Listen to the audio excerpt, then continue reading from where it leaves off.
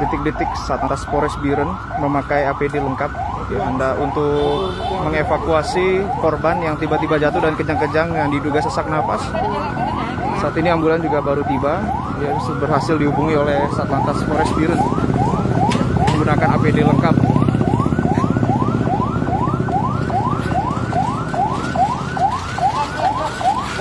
Menjauh.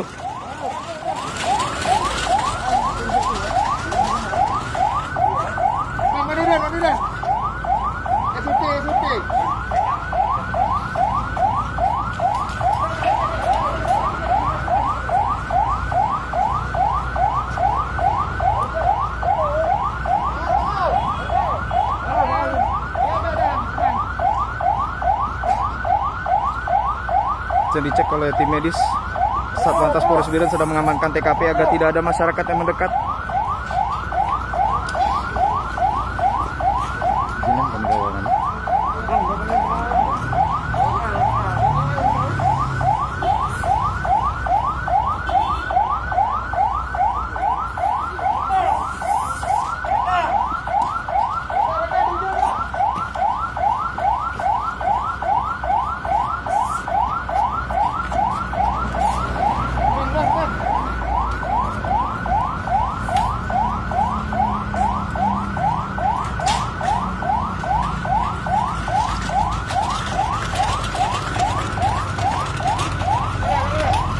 Ini adalah keluarga dari korban, salah satu korban.